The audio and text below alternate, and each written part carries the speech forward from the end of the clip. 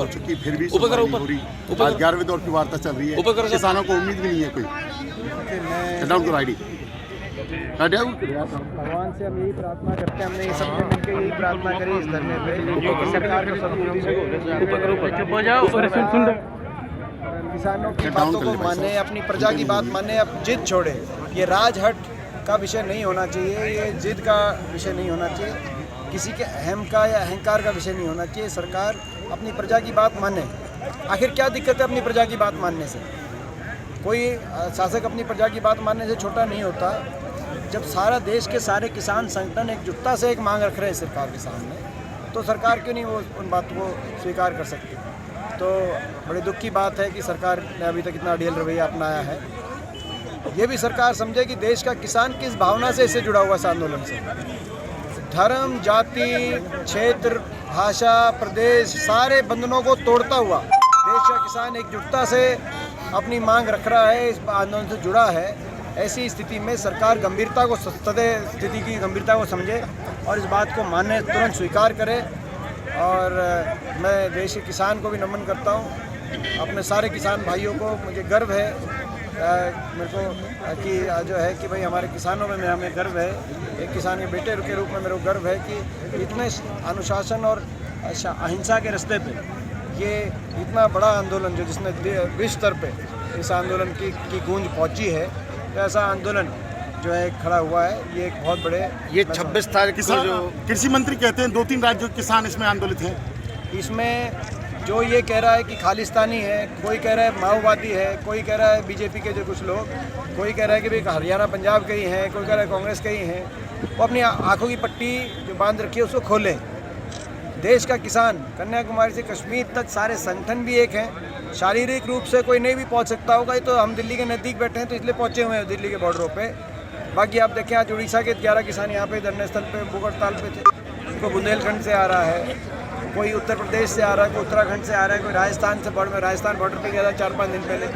वहाँ पे राजस्थान बॉर्डर पे आप जाके देखें, पूरे राजस्थान से गुजरात तक के किसान वहाँ पे आए हुए, केरल तक के किसान वहाँ पे आए। आने वाले दिनों में कांग्रेस किस तरह से लड़ाई रहेगी किसानों के साथ? देखिए, जैसे हमने कहा कि मैंने जो एक बात की कि इसका आंदोलन का नेतृत्व किसान संगठन कर रहे हैं। इस आंदोलन में शामिल देश का किसान है, इसका आंदोलन का हीरो भी किसान है और कप्तान भी किसान है। कांग्रेस पार्टी एक जिम्मेदार विपक्ष की तरह हम एक किसान के आंदोलन को पूरी तरीके से समर्थन कर रहे हैं, पूरा तरीके से सहयोग कर रहे हैं। क्योंकि किसान आंदोलन ने शुरू में एक बात कही थी कि आप इस आंदोलन में जो है अगर राजनीतिक लोग इसके नेतृत्व में आएंगे तो सरकार को एक मौका मिलेगा ये कहने का कि ये आंदोलन का नेतृत्व राजनीतिक लोग कर रहे हैं। इसीलिए ये बड़ा उन्होंने एक सूझबूझ के साथ जो बात इन्होंने कही थी, इसका हम सम्मान करते हैं। तो हमारा पूरा साथ और समर्थन और सहयोग पूरी तरीके से रहेगा और इस किसान और हम अंत तक सड़क से लेकर संसद तक जहां तक जितनी हो सकेगी किसान के साथ और समर्थन में कंधे से कंधा मिला के हम किसान के साथ हैं। विधायक बलराज कुंडू बार बार आपका नाम लेकर के कह रहे हैं कि केवल दीपेंद्र जी सोशल मीडिया तक सीमित हैं, फोटो खिंचा करके किसान आंदोलन पे और चले जाते हैं। बात मेरे को गंभीरता 26 जनवरी की जो तिरंगा यात्रा है दिल्ली कूच की, उसको लेकर के क्या तैयारियां की जा रही है? परेड में शामिल होने कह रहे हैं। 26 जनवरी को मैंने जैसे कहा कि एक किसान आंदोलन का नेतृत्व करे किसान संगठन, जो भी रूपरेखा देंगे, मुझे पूरी उम्मीद और विश्वास है कि वो रूपरेखा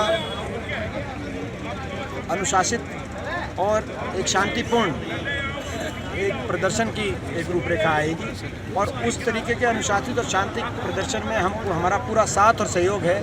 मैंने अपने किसान भाइयों से आज यहाँ पे एक किसान का बेटे होने के नाते एक अपील भी करी कि आज तक ये आंदोलन कामयाब इसीलिए हुआ है कि ये अनुशासित है, शांतिपूर्ण है और गैर राजनीतिक है। हमें ये बातें समझनी चाहिए, इन 3 सिद्धांतों पे आंदोलन को रखना चाहिए। 26 जनवरी को भी हम अपनी पूरा साथ दें, पूरा सहयोग करें, लेकिन उसके साथ इस बात का ध्यान रखें कि अनुशासित और शांतिपूर्ण जो प्रदर्शन के दायरे में हमें जो है अपना 26 जनवरी को अपना साथ और सहयोग देना है। दीपेंद्र जी, इस आंदोलन का अंत सुप्रीम कोर्ट के जरिए होना चाहिए या सुप्रीम कोर्ट ने जो कमेटी बनाई है उस कमेटी पे दुर्भाग्यपूर्ण वो कमेटी में जो सदस्य लिए गए उन सदस्यों की पहले ही बातें आ चुकी हैं कि उन्होंने क्या कहा है, तो उसके बाद देश का विश्वास उस कमेटी के सदस्यों पर नहीं।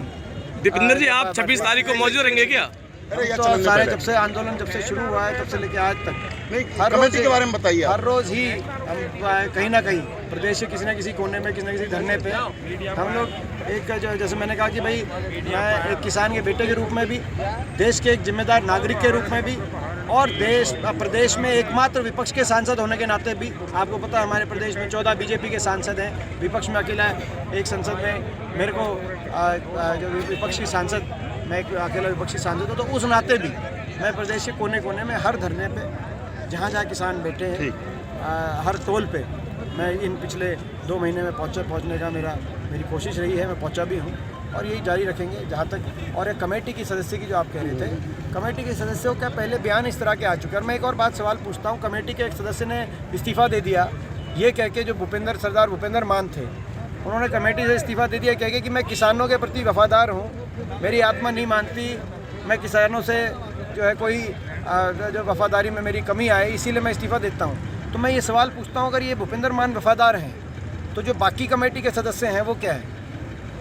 अगर वो वफादार थे किसान के रूप में, उन्होंने इस्तीफ़ा देना पड़ा, तो जो बाकी जो सदस्य हैं इस आंदोलन इस पे मंथन होना चाहिए। जो ये इन्होंने इस्तीफ़ा दिया, जो जिस इस्तीफ़े में जो उन्होंने बातें कही हैं, उस बात पे का संज्ञान लिया जाना चाहिए। तो सुप्रीम कोर्ट के ऊपर जिस तरह से सुप्रीम कोर्ट की जो भूमिका यहाँ पर रही है, उसके बारे में क्या कहना है? और कमेटी को काम करना चाहिए या नहीं?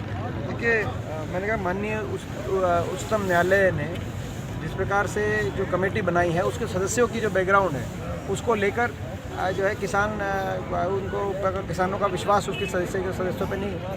तो कमेटी के सदस्यों को क्या बदलना चाहिए क्या? मैं तो अभी तो ये स्थिति है, इसमें सरकार को ही करना पड़ेगा। ये कानून सरकार को ही अपनी नीयत बदल के वापस लेने पड़ेंगे। सबसे महत्वपूर्ण बात यह है, इस बात को सरकार समझे। सरकार जब तक वापस नहीं लेगी खुले मन से, तब तक किसान संतुष्ट नहीं होगा। ये